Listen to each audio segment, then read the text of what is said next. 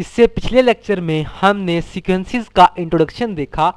इस लेक्चर में हम एक्सरसाइज नंबर 6.1 के क्वेश्चंस जो हैं उनको सॉल्व करेंगे। Question number 1 is right the first 4 terms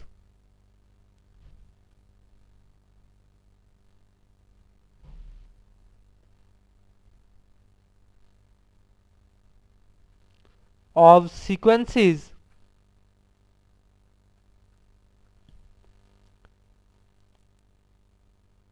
if।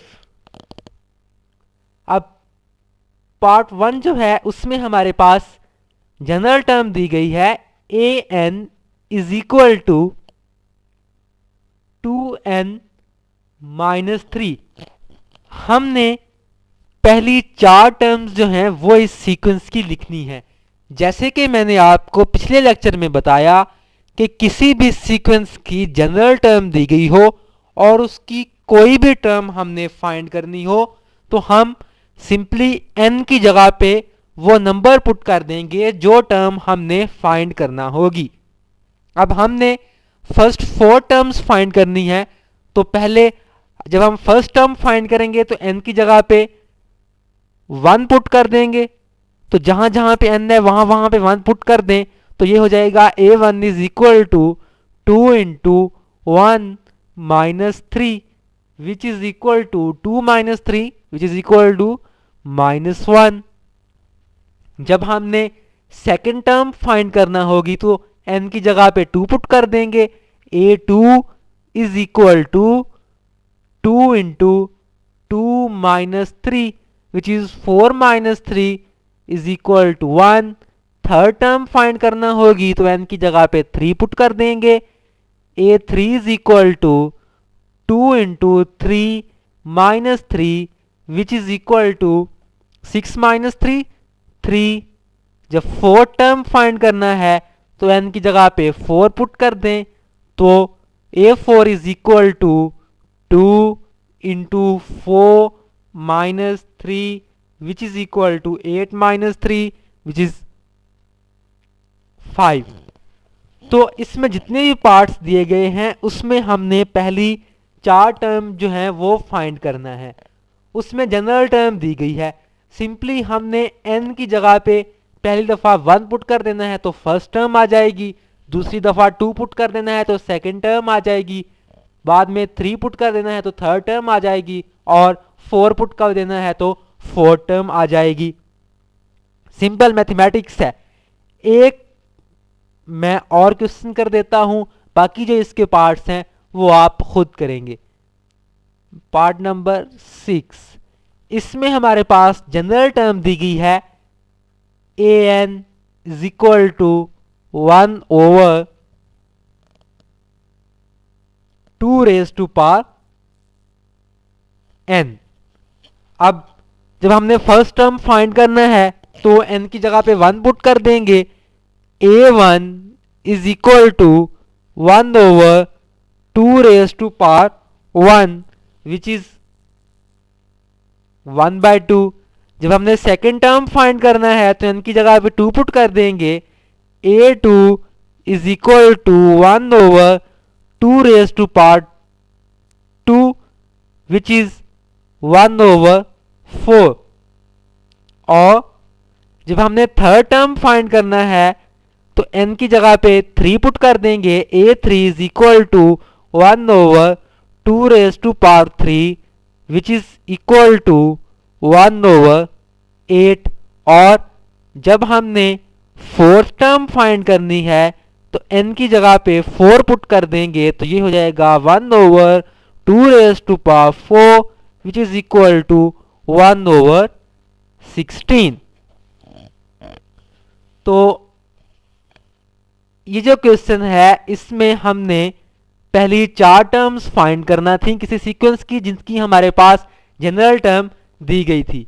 तो जैसे कि मैंने आपको बताया कि किसी भी सीक्वेंस की जनरल टर्म दी गई हो और उसकी हमने कोई भी टर्म फाइंड करना हो तो उसमें n की जगह पे वो वैल्यू पुट कर देंगे जो टर्म हमने फाइंड करना होगी।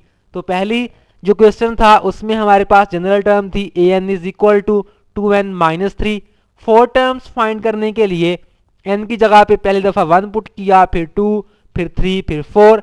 सिमिलरली एक और जो पार्ट है उसको मैंने सॉल्व किया जिसमें जनरल टर्म है an is equal to 1/2 raise to power n। तो उसको सॉल्व करने के लिए भी n की जगह पे हमने पहली दफ़ा 1 पुट किया, फिर 2 पुट किया, फिर 3 पुट किया, फिर 4 पुट किया। तो हमारे पास ये सीक्वेंसेस की 4 टर्म्स आ गई। इस सीक्वेंस की हमारे पास 4 टर्म्स आई, -1, 1, 3, 5। और इस सीक्वेंस की हमारे पास 4 टर्म्स आई, 1/2, 1/4, 1/8 एंड 1/16। तो इस क्वेश्चन के बाकी जितने भी पार्ट्स हैं उनको आप खुद इजीली सॉल्व कर सकते हैं। सिंपली आपने वैल्यूज पुट करनी है n की। Then is the question number 2। Question number 2 is find the indicated terms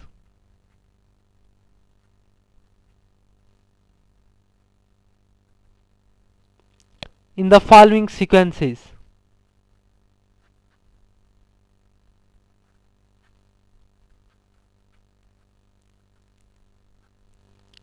part 1 में हमारे पास सीक्वेंस दिया गया है 2, 6, 11, 17 और हमने इसकी 7th टर्म फाइंड करना ही है। जैसे कि मैंने आपको पिछले लेक्चर में बताया कि जो सीक्वेंस की टर्म्स होती हैं उनके दरमियान कोई एक रिलेशन होता है, वो एक तरतीब के साथ होती हैं।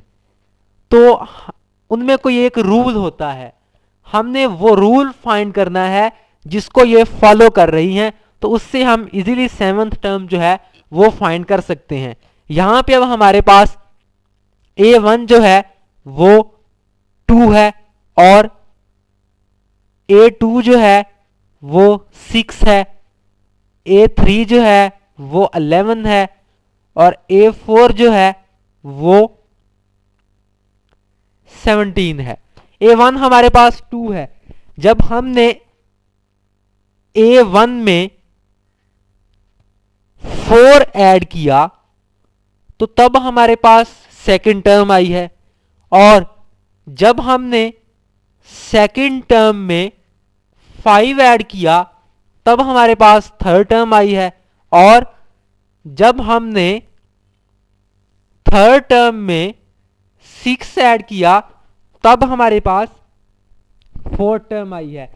अगर हमने 5th टर्म जो है वो फाइंड करना होगी तो तब हम क्या करेंगे कि 4th टर्म जो है अगर हम उसमें 7 ऐड करेंगे, क्योंकि हर दफा जो है हम जो नंबर ऐड कर रहे हैं उसमें एक ऐड करके उसको ऐड कर रहे हैं। पहली दफा हमने 4 ऐड किया, बाद में 5, बाद में 6, बाद में 7, सिमिलरली इसके बाद 8, 9 एंड 10। जब हम A4 में 7 ऐड करेंगे, 17 + 7 दैट इज 24, और जब हमने A6 फाइंड करना है तब हम A5 में 8 ऐड करेंगे। A5 हमारे पास है 24, 24 + 8 इज 32, और जब हमने A7 फाइंड करना है तो तब हम ये जो 6 टर्म है उसमें 9 ऐड करेंगे। तो तब हमारे पास ये टर्म जो 7th है वो आ जाएगी, जो कि हमारे पास होगी 41।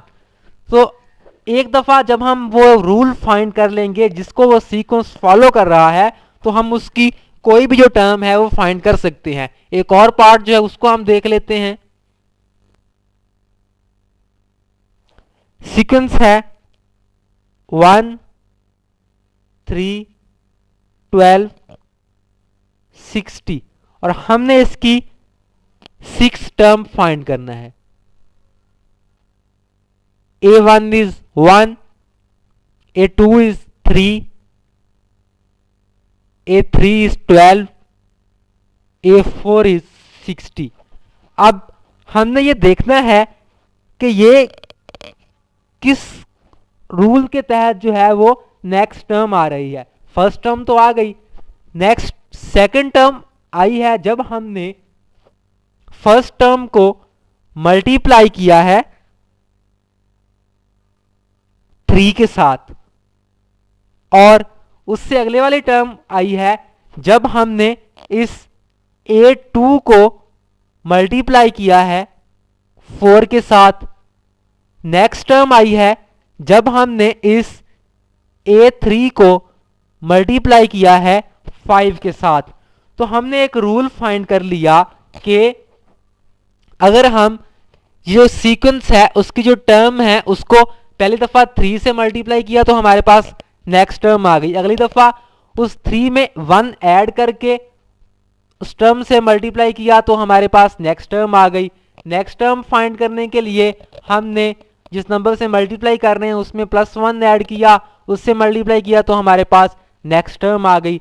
जब हमने फिफ्थ टर्म फाइंड करना होगी तो हम ये जो फोर्थ टर्म है इसको 6 से मल्टीप्लाई करेंगे, 60 मल्टीप्लाइड बाय 6, तो इसका आंसर हमारे पास आ जाएगा 360। और जब हमने 6 टर्म फाइंड करना होगी तो हम इस फिफ्थ टर्म को 7 से मल्टीप्लाई करेंगे, 360 मल्टीप्लाइड बाय 7, तो उसका आंसर हमारे पास आ जाएगा 2520। तो इसके बाकी जितने भी पार्ट्स हैं उनको आप खुद इजीली फाइंड कर सकते हैं। सबसे पहले आपने ये देखना है कि वो जो सीक्वेंस है वो किस रूल को फॉलो कर रहा है। वो रूल जब आपको एक दफा पता चल जाएगा तो उसके बाद आप उस सीक्वेंस की कोई भी जो टर्म है वो फाइंड कर सकते हैं, या इसको इस तरीके से करने की बजाय जिस तरीके से हमने एक फॉर्मूला बनाया था, चाहे तो हम सीक्वेंस का पहले फॉर्मूला बना लें और उसके बाद फिर हम जो टर्म फाइंड करनी है वो एन की जगह पे वो पुट कर दें तो सॉल्व कर सकते हैं। दोनों तरीकों में से आपको जो आसान लगे आप उसको उस तरीके से कर सकते हैं। Next question number 3 is find the next 2 terms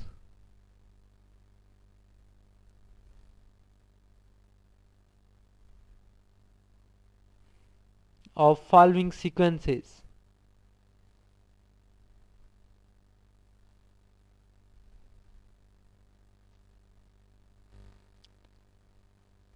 पहला पार्ट दिया गया है, सीक्वेंस है 7, 9, 12 एंड 16। इसकी हमने नेक्स्ट 2 टर्म्स जो हैं वो फाइंड करना है। ये भी बिल्कुल उसी तरीके से करना है जिस तरीके से हमने क्वेश्चन नंबर 2 के पार्ट्स को सॉल्व किया, कि हम कोई रूल देखेंगे कि जिसको ये सीक्वेंस फॉलो कर रहा हो। A1 is 7, A2 is 9, A3 is 12, A4 is 16। पहली टर्म में जब हमने 2 ऐड किया, A1 + 2, तो हमारे पास सेकंड टर्म आ गई। इस सेकंड टर्म में जब हमने 3 ऐड किया तो हमारे पास थर्ड टर्म आ गई। इस थर्ड टर्म में जब हमने 4 ऐड किया तो हमारे पास फोर्थ टर्म आ गई। जब हम फिफ्थ टर्म फाइंड करेंगे तो इसका मतलब ये हुआ कि हम फोर्थ टर्म में 5 ऐड करेंगे। फोर्थ टर्म हमारे पास है 16, इसमें 5 ऐड करेंगे तो हमारे पास आ जाएगा 21। नेक्स्ट जब हम 6 टर्म फाइंड करेंगे तो फिफ्थ टर्म में हम 6 ऐड करेंगे तो हमारे पास आंसर आ जाएगा 27। बिल्कुल उसी तरीके से जिस तरीके से हमने पिछले क्वेश्चन को सॉल्व किया, हम सीक्वेंस में देखेंगे कि उसमें कौन सा रूल जो है वो है, जिस सीक्वेंस किस रूल को फॉलो कर रहा है। अब इसमें यह है कि हर टर्म जो है पहली दफा हम उसमें 2 ऐड किया है, नेक्स्ट टर्म में हमने 3 ऐड किया, देन 4, देन 5, देन 6, सिमिलरली हम नेक्स्ट जितनी भी टर्म्स होगी उनमें हम एक नंबर इंक्रीज करते जाएंगे और पिछली टर्म में ऐड करते जाएंगे। इस तरीके से इसके बाकी जो पार्ट्स हैं वो आप खुद करेंगे। सबसे पहले आप सीक्वेंस को देखेंगे कि सीक्वेंस जो है वो किस रूल को फॉलो कर रहा है। जब आपको रूल का पता चल जाएगा तो उसके बाद फिर आप सीक्वेंस की कोई भी जो टर्म है वो फाइंड कर सकते हैं। तो बाकी जो इसके पार्ट्स हैं, 3 पार्ट्स हैं, उनको आप खुद करेंगे। So this is the end of the exercise number 6.1। इससे नेक्स्ट लेक्चर में हम सीक्वेंस की एक टाइप अरिथमेटिक सीक्वेंस को स्टडी करेंगे। उसमें हम अरिथमेटिक सीक्वेंस की कुछ प्रॉपर्टीज हैं वो देखेंगे और ये भी देखेंगे अरिथमेटिक सीक्वेंस क्या होता है। So this is the end of this lecture.